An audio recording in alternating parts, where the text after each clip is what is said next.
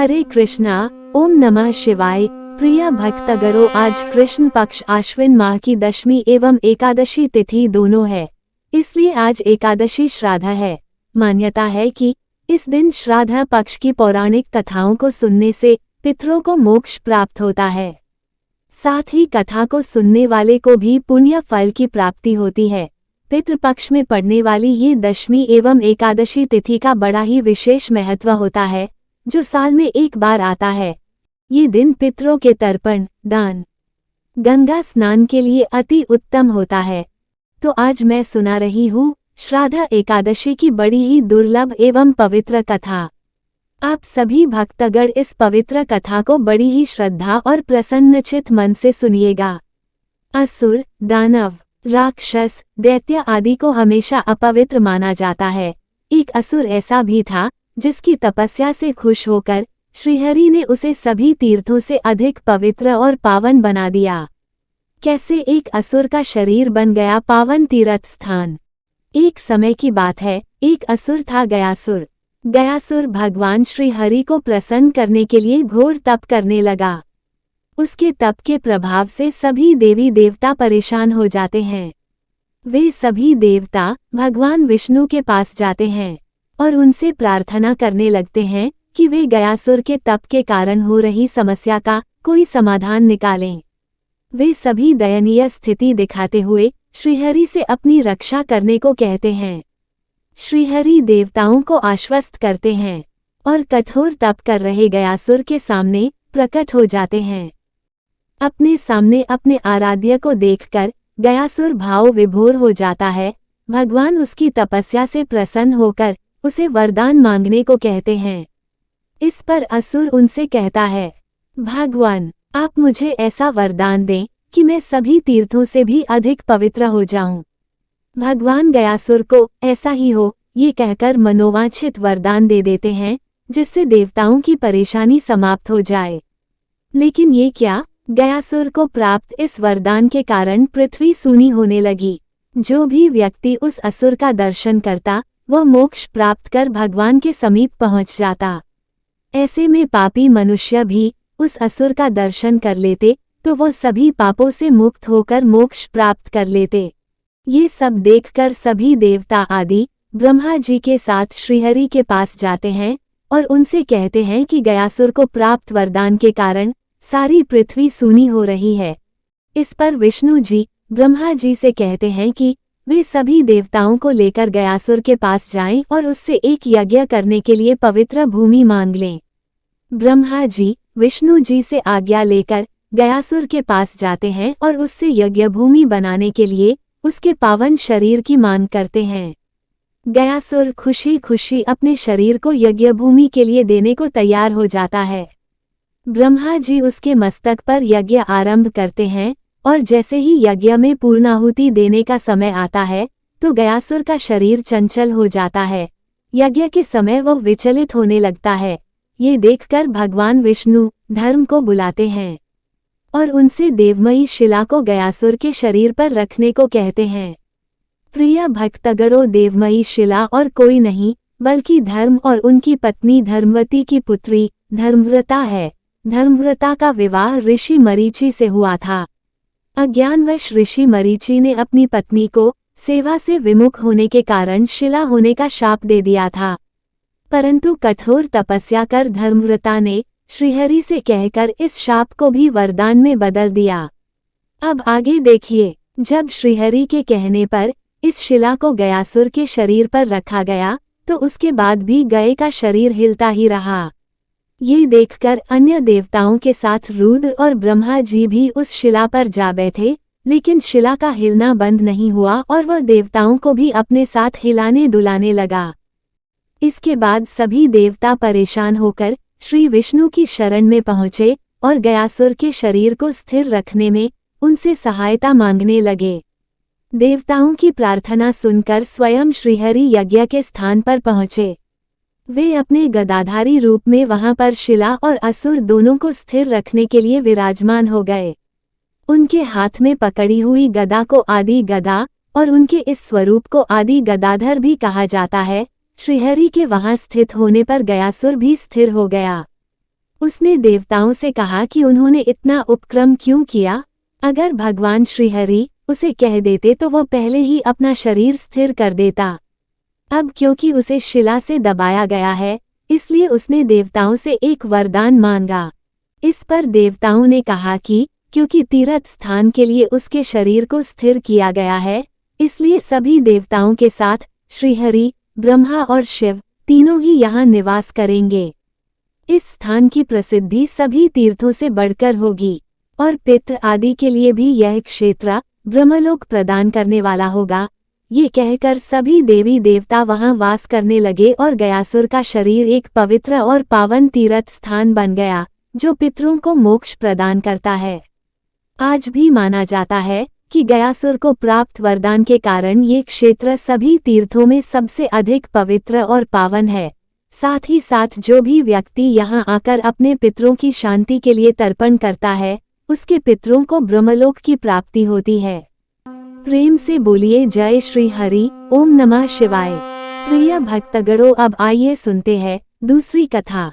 कहा जाता है कि वनवास के दौरान भगवान राम, लक्ष्मण और माता सीता पितृ पक्ष के वक्त श्राद्ध करने के लिए गया धाम पहुँचे। वहां ब्राह्मण द्वारा बताए श्राद्ध कर्म के लिए आवश्यक सामग्री जुटाने हेतु श्री राम और लक्ष्मण नगर की ओर चल दिए।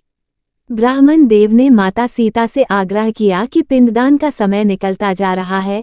ये सुनकर सीता जी की व्यग्रता भी बढ़ती जा रही थी, क्योंकि श्री राम और लक्ष्मण अभी नहीं लौटे थे। इसी उपरांत दशरथ जी की आत्मा ने उन्हें आभास कराया कि पिंडदान का वक्त बीता जा रहा है।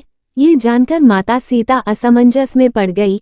तब माता सीता ने समय के महत्व को समझते हुए यह निर्णय लिया कि वह स्वयं अपने ससुर राजा दशरथ का पिंडदान करेगी। उन्होंने फल्गु नदी के साथ साथ वहां उपस्थित वटवृक्ष, कौवा, तुलसी, ब्राह्मण और गाय को साक्षी मानकर स्वर्गीय राजा दशरथ का पिंडदान किया। इस क्रिया के उपरांत जैसे ही उन्होंने हाथ जोड़कर प्रार्थना की तो राजा दशरथ ने माता सीता का पिंडदान स्वीकार किया। माता सीता को इस बात से प्रसन्नता हुई कि उनकी पूजा दशरथ जी ने स्वीकार कर ली है। थोड़ी देर बाद भगवान राम और लक्ष्मण सामग्री लेकर आए और पिंडदान के विषय में पूछा। तब माता सीता ने कहा कि समय निकल जाने के कारण मैंने स्वयं पिंडदान कर दिया। प्रभु राम को इस बात का विश्वास नहीं हो रहा था कि बिना पुत्र और बिना सामग्री के पिंडदान कैसे संपन्न और स्वीकार हो सकता है। तब सीता जी ने कहा कि वहां उपस्थित फल्गु नदी, तुलसी, कौवा, गाय, वटवृक्ष और ब्राह्मण उनके द्वारा किए गए श्राद्ध कर्म की गवाही दे सकते हैं। भगवान राम ने जब इन सब से पिंडदान किए जाने की बात सच है या नहीं, ये पूछा, तब फल्गु नदी, गाय, कौवा, तुलसी और ब्राह्मण पांचों ने प्रभु राम का क्रोध देखकर झूठ बोल दिया कि माता सीता ने कोई पिंडदान नहीं किया। सिर्फ वटवृक्ष ने सत्य कहा कि माता सीता ने सबको साक्षी रखकर विधिपूर्वक राजा दशरथ का पिंडदान किया। पांचों साक्षी द्वारा झूठ बोलने पर माता सीता ने क्रोधित होकर उन्हें आजीवन श्राप दिया। उन्होंने फाल्गुनी नदी को श्राप दिया कि वह जल विहीन रहे। तुम सिर्फ नाम मात्र की नदी बनकर ही रहोगी। केतकी को श्राप दिया कि तुम्हारा फूल किसी पूजा में काम नहीं आएगा, इसीलिए केतकी का फूल पूजा पाठ में वर्जित है। गाय और ब्राह्मण को श्राद्ध में पुनः साक्षी बनने का श्राप दिया।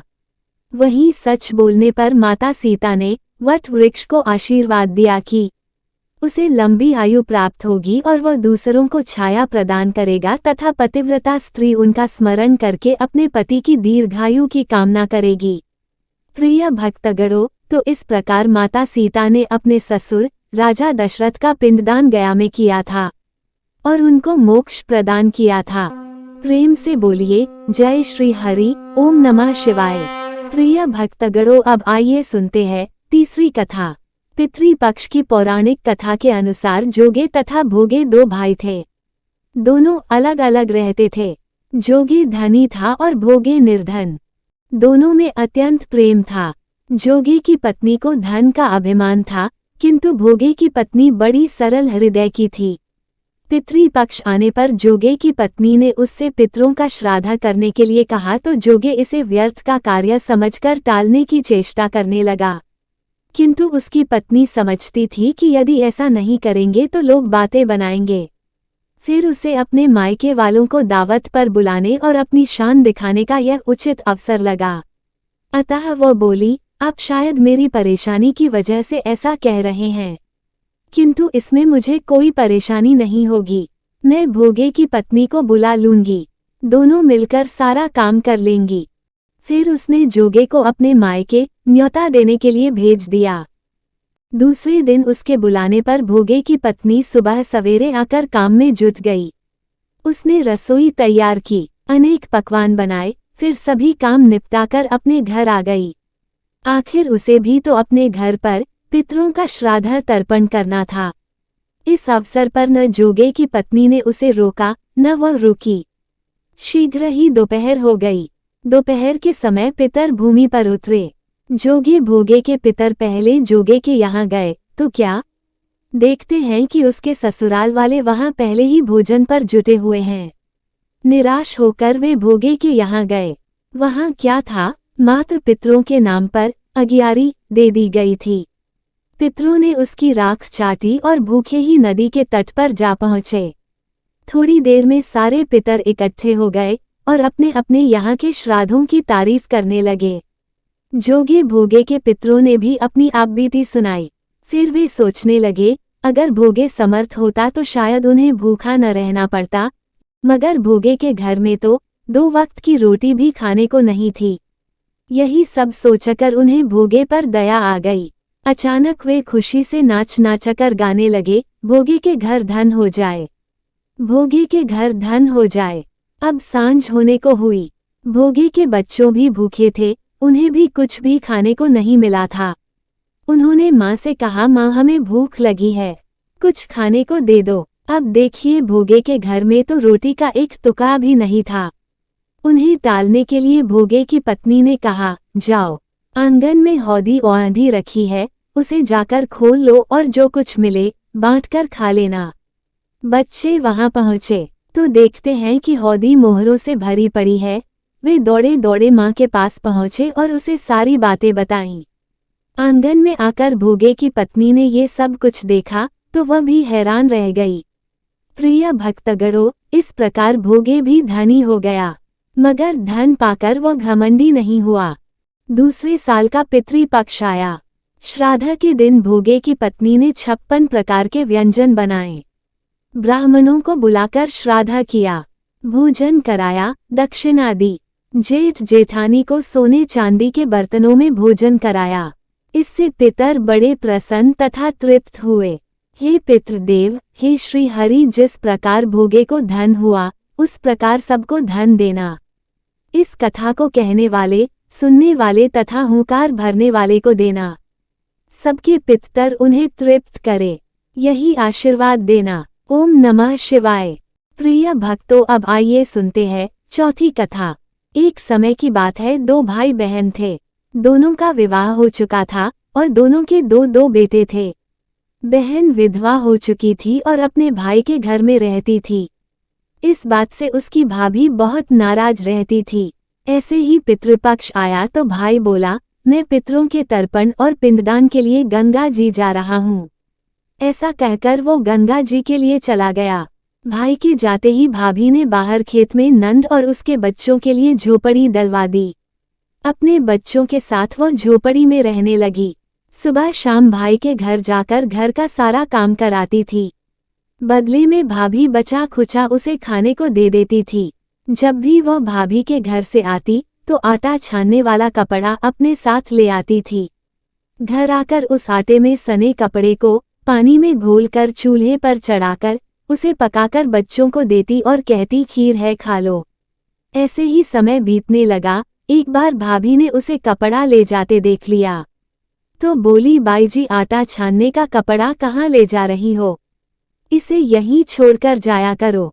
उसने वैसा ही किया। उस दिन भाभी ने उसे बचा खुचा भोजन भी नहीं दिया और बोली, कल आपकी माँ का श्राद्ध है, बिना बुलाए तो आना मत। हाँ, आंगन में लगा ये पीपल का पेड़ अगर अपनी जगह से हिले तो आ जाना। ये सुनकर वो बेहद दुखी हुई और रोती रोती अपने घर चली गई। घर पहुंची तो बच्चे बोले, माँ भूख लगी है, कुछ खाने को दो। वो बच्चों को बोली, बेटा आज हम सबका उपवास है, भूखे ही सो जाओ। अगले ही दिन बच्चे बोले, मामी ने कहा था कि आज नानी का श्राद्ध है, तो चलो वहाँ चलते हैं। तो वह बोली, बेटा मामी ने कहा था कि आंगन का पीपल का पेड़ अगर अपनी जगह से हिले तो आ जाना। तुम बताओ, कभी पेड़ हिलता है? पत्ते हिलते हैं, टहनियाँ हिलती है, कभी पेड़ को हिलते देखा है? उसने बच्चों को समझाया कि बिना बुलाए नहीं जाना चाहिए। शाम हुई तो उसके भतीजे आए और बोले, बुआ माँ ने भोजन भेजा है। उसने देखा तो भोजन के नाम पर 2 सूखी रोटियों के ऊपर थोड़े से चावल रखे थे। ये देखकर उसे बहुत क्रोध आया और अपने बच्चों से बोली, इसे झोपड़ी के ऊपर फेंक दो, और वह भूखे ही अपने बच्चों को लेकर सो गई। सारी रात गंगा माँ को याद करती रही और बोली, हे माँ गंगा, मेरे भाई की रक्षा करना, वो हमारी रक्षा करेगा। अगले दिन भाभी आई और बोली, बाई जी कल तुम्हारे पिता का श्राद्ध है, बिना बुलाए आना मत, लेकिन आंगन का पीपल का पेड़ हिले तो आ जाना। अगले दिन भी वो भाभी के घर भोजन के लिए नहीं गई। शाम को फिर उसके भतीजे आए और 2 सूखी रोटियां चावल के साथ दे गए। उसने फिर वह रोटी और चावल झोपड़ी के ऊपर फिकवा दिए और भूखे ही बच्चों को लेकर सो गई और सारी रात रोती रही, माँ गंगा से प्रार्थना करती रही। इसी तरह पितृपक्ष के 16 दिन बीत गए और उसका भाई वापस आया तो उसने देखा उसके घर के आंगन में कीचड़ ही कीचड़ भरा है। वो अपनी पत्नी से पूछने लगा, ये कैसा कीचड़ है? मेरी बहन और भांजे कहाँ है? तो उसकी पत्नी बोली, श्राद्ध के पूरे 16 दिनों तक मैंने तुम्हारी बहन और भांजों के पैर कच्चे दूध से धोए हैं, इसलिए यहाँ कीचड़ हो रहा है। तुम्हारे पीछे से मैंने उनकी खूब सेवा करी, खीर पूरी खिलाई, फिर भी वो मुझसे नाराज होकर खेत में झोपड़ी डालकर रह रही है। भाई खेत पर पहुंचा तो वह देखता है कि वहां कोई झोपड़ी नहीं थी। वहां एक आलीशान महल बना हुआ था, जिसके आंगन में उसके भतीजे खेल रहे थे। उसने जाकर अपनी बहन से कहा, बहन ये सब क्या है? तब उसने अपने भाई को सारी बात बताई और बोली, भाई जो तेरे आंगन में कीचड़ है वो कच्चे दूध से नहीं बल्कि भाभी के व्यवहार से है। जो मैं दिन रात रोती थी उन आंसुओं का कीचड़ है। माता पिता के श्राद्ध पर भाभी ने कहा, पीपल का पेड़ हिले तो आ जाना, बिना बुलाए मत आना। पीपल का पेड़ हिला नहीं तो हम गए नहीं, और शाम को उन्होंने 2 रोटी और चावल भिजवाए, जिससे गुस्से में मैंने झोपड़ी के ऊपर फेंक दिया। माता पिता के आशीर्वाद तेरे साथ और गंगा मैया की कृपा से ये सूखी रोटियां सोने में और चावल हीरे मोतियों में बदल गई, जिसके प्रभाव से ये सब हुआ है। भाई ने अपनी बहन से अपनी पत्नी की गलती की माफी मांगी और घर चलने को कहा। तब बहन बोली, भाई गंगा मैया ने तेरी रक्षा करी, अब तू हमारी रक्षा करेगा, लेकिन अब हम यहीं रहेंगे। ये सुनकर भाई ने अपने माता पिता को याद किया और बोला, मेरे पितरों जैसे मेरी बहन और भांजों की रक्षा करी, उनके दुख काटें वैसे सबके काटना, सबकी रक्षा करना। कहानी को कहने वाले, सुनने वाले और हुंकार भरने वाले सब पर कृपा करना। प्रेम से बोलिए जय श्री हरि, ओम नमः शिवाय। प्रिय भक्तगणों, उम्मीद करती हूँ आज की यह कथा आपको अत्यंत पसंद आई होगी।